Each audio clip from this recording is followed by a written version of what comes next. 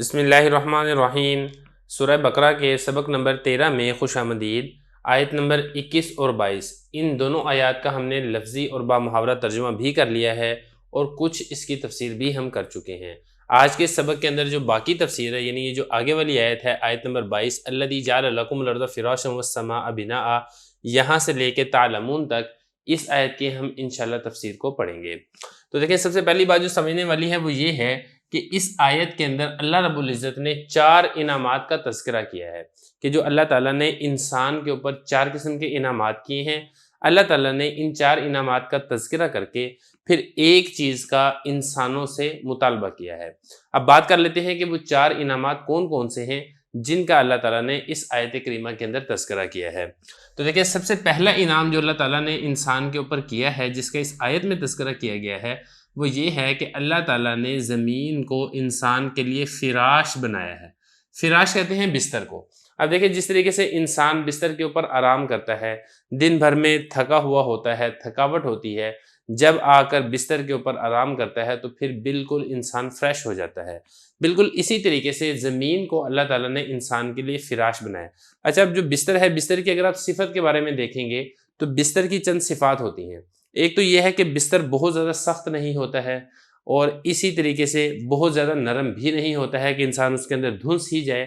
ایسے ہی اللہ تعالیٰ نے زمین کو بنایا ہے کہ جو زمین ہے نہ تو بالکل ہی زیادہ سخت ہے جیسا کہ پتھریلی زمین ہوتی ہے، اور نہ ہی اللہ تعالیٰ نے زمین کو بالکل ہی نرم بنایا ہے جیسا کہ دلدلی زمین ہوتی ہے، بلکہ عام طور پر جو زمین ہے جو کہ اکثر علاقوں کے اندر پائی جاتی ہے، وہ زمین اللہ تعالیٰ نے ایک متناسب درجے کے اوپر بنائی ہے کہ انسان اس کے اوپر آرام کرنا چاہے تو انسان اس کے اوپر آرام کر سکتا ہے۔ دوسرا، یہاں پر ایک سوال یہ پیدا ہوتا ہے کہ بعض لوگوں نے یہ کہا کہ دیکھیں، جس طریقے سے بستر ہے وہ عام طور پہ گول نہیں ہوتا ہے، تو اس سے یہ والی بات ثابت ہوتی ہے کہ زمین بھی گول نہیں ہے، لیکن یہ والا استدلال اس سے درست نہیں ہے، کیونکہ جو قرآن مجید کا اسلوب ہے وہ اسلوب قرآن مجید کا اس طریقے سے ہے کہ قرآن مجید سے ایک عام آدمی، دیہاتی آدمی، شہری آدمی وہ آسانی سے اس کو سمجھ سکتا ہے۔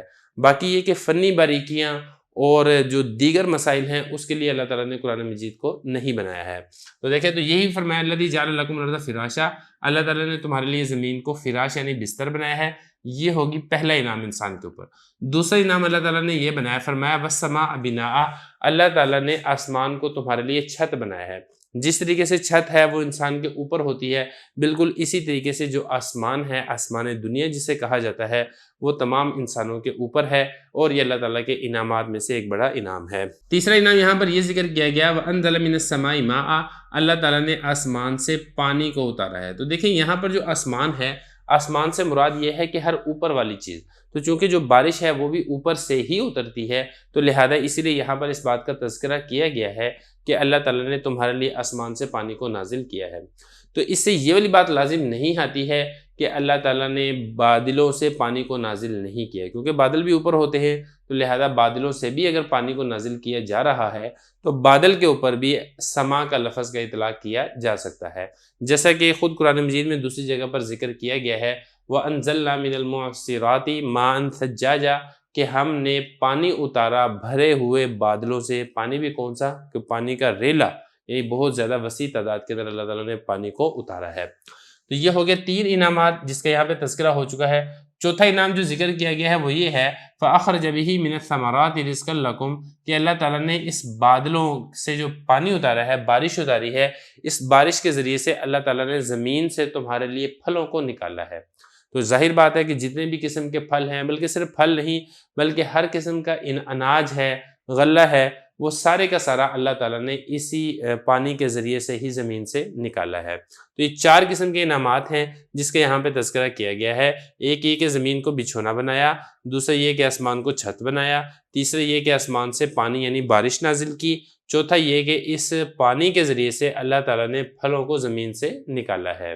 تو یہ 4 قسم کے انعامات اللہ تعالیٰ نے نازل کیے ہیں انسان کے اوپر۔ ان 4 قسم کے انعامات کے نازل کرنے سے اللہ تعالیٰ نے ایک چیز کا انسانوں سے مطالبہ کیا ہے۔ وہ مطالبہ یہ کیا ہے کہ تم اللہ تعالیٰ کے ساتھ شریک نہ ٹھہراؤ۔ جیسا کہ مشرکین مکہ تھے وہ بتوں کو اللہ تعالیٰ کے ساتھ خدائی میں شریک ٹھہرایا کرتے تھے، اسی طریقے سے جو عیسائی تھے وہ حضرت عیسیٰ علیہ السلام کو، بی بی مریم کو اللہ تعالیٰ کے ساتھ خدائی کے اندر شریک ٹھہرایا کرتے تھے۔ یہود تھے وہ کہا کرتے تھے کہ عزیر اللہ تعالیٰ کے بیٹے ہیں۔ تو خلاصہ کلام یہ کہ جتنے بھی جو باطل مذاہب والے تھے وہ اللہ تعالیٰ کے ساتھ خدائی میں کچھ نہ کچھ لوگوں کو یا کچھ نہ کچھ مخلوقات کو شریک کیا کرتے تھے۔ اللہ تعالیٰ فرما رہے ہیں کہ دیکھیں یہ جو 4 قسم کے انعامات ہیں، یہ 4 قسم کے انعامات ایسے انعامات ہیں جس میں انسان کی کوشش اور عمل دخل کو کوئی حصہ نہیں ہے۔ دیکھیں اب زمین ہے اللہ تعالیٰ نے بنائی ہے، انسان خود تو زمین بنا نہیں سکتا ہے۔ اسی طریقے سے آسمان ہے، آسمان کو چھت اللہ تعالیٰ نے بنایا ہے۔ انسان چاہے کہ میں یہ چھت گرا کے کوئی دوسری چھت بنا لوں، پاسبل نہیں ہے۔ اسی طریقے سے آسمانوں سے جو بارش اتارنی ہے یہ بھی اللہ تعالیٰ ہی کا کام ہے، انسانوں کا کام نہیں ہے۔ اسی طریقے سے جو پھر اس پانی کے ذریعے سے جو سبزیاں نکلتی ہیں، جو پھل پھول نکلتے ہیں، وہ بھی اللہ تعالیٰ کا ہی کام ہے۔ انسان چاہے کہ میں نکال لوں تو انسان نہیں نکال سکتا ہے۔ تو جب یہ سارے کے سارے انعامات اللہ تعالیٰ ہی کی ذات کرنے والی ہے اور ان سارے کے سارے انعامات کرنے میں اللہ تعالیٰ کی ذات کے ساتھ کوئی اور مخلوق شریک نہیں ہے، تو انسان کو بھی چاہیے کہ اللہ تعالیٰ کے ساتھ دیگر مخلوقات کو شریک نہ ٹھہرائے۔ وَأَنْتُمْ تَعْلَمُونَ، اور تمہیں بھی اس بات کا علم ہے کہ اللہ رب العزت اپنے اختیارات کے اندر، اپنی خدائی کے اندر وحدہ لا شریک ہیں۔